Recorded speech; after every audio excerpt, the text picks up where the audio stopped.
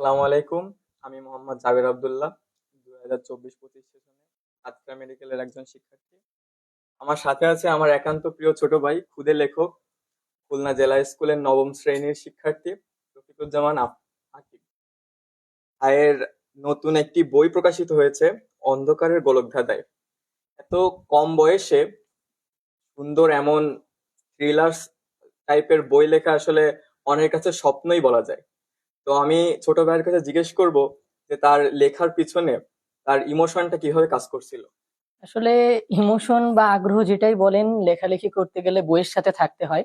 তো ছোটবেলা থেকে আমার পরিবারের ভিতরে বাবা মা বোন সকলেই বই পড়ুয়া ছিল।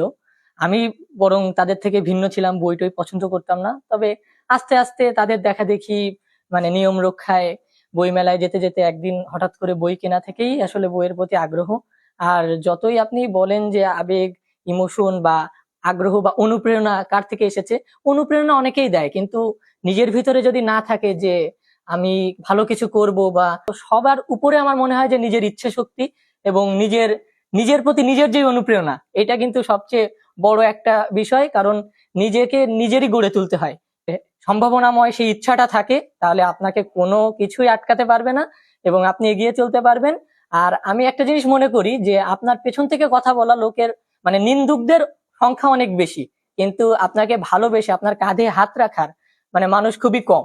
তাই যারা এরকম নিন্দা করবে, যারা আপনাকে আটকাতে চেষ্টা করবে, আমি তাদের কখনোই মনে রাখার জন্য মানে আপনাকে উৎসাহিত করব না। কিন্তু যারা আপনার পাশে খুব কম সংখ্যক লোক আপনার পাশে এসে আহ কি বলবো সহযোগিতার হাত বাড়াবে, আপনার কাঁধে ভরসার হাত রাখবে, আমি মনে করি তাদেরকে সবসময় মনে রাখতে হবে, অন্তরে বা মনের মণিকোঠায় তাদেরকে দাগ কেটে রেখে দিতে হবে।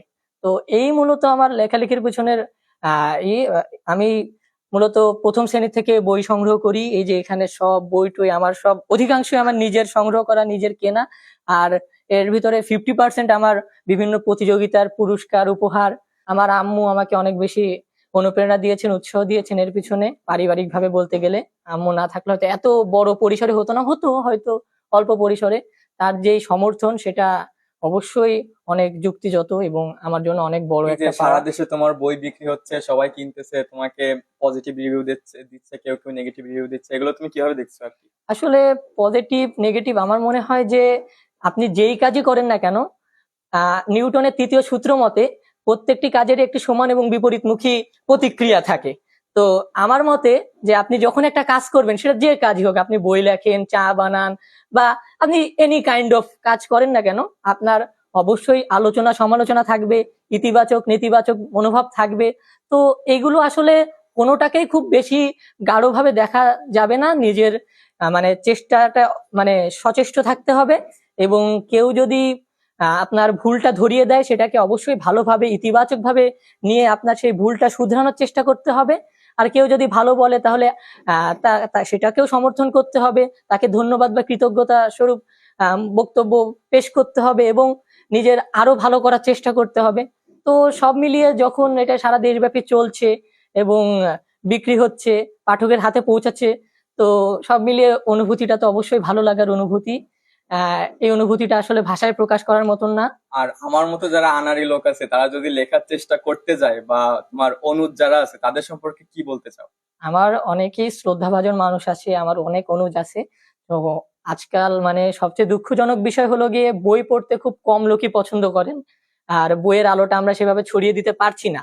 তো কাজেই যদি কেউ লেখালেখি করতে আগ্রহী হয়, আমি নিঃসন্দেহে সাধুবাদ জানাবো। কারণ আমার একটা সময়কার এজেন্ডা বলেন বা শখ বলেন বা স্বপ্ন বলেন ছিল এই বই নিয়ে কাজ করা। আমি নিজেও সংগঠন করেছি, বই প্রেমী পাঠকদের সম্মিলন নামে আমার একটা সংগঠন ছিল। তো সেটার মূল উদ্দেশ্যই ছিল বাংলাদেশের পাঠক বৃদ্ধি করা।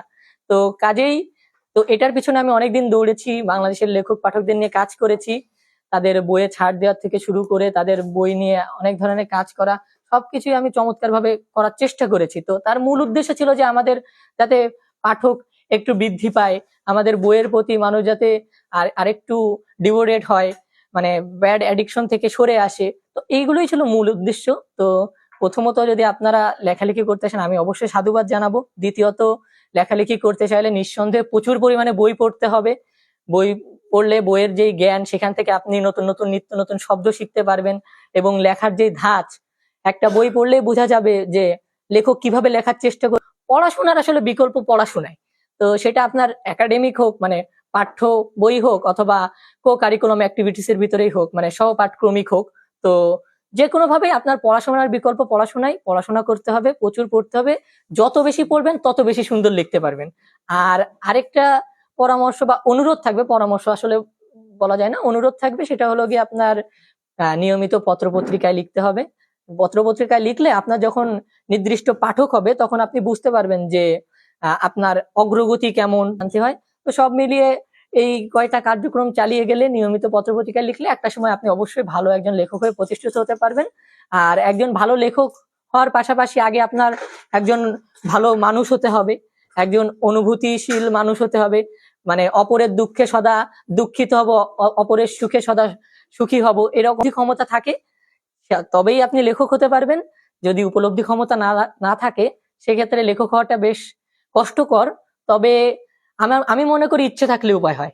জি, ধন্যবাদ প্রিয় ক্ষুদে লেখক এবং আমার প্রিয় একান্ত প্রিয় ছোট ভাই আকিবকে। আপনাদের কাছে আমার আবেদন, তার জন্য সবাই শুভকামনা জানাবেন এবং তার জন্য দোয়া করবেন, সে যেন জীবনে আরো ভালো সুন্দর লেখা আমাদেরকে উপস্থাপনা করতে পারে এবং তার উত্তরোত্তর সাফল্য কামনা করে আজকে এখানেই শেষ করছি। আসসালামু আলাইকুম। ধন্যবাদ।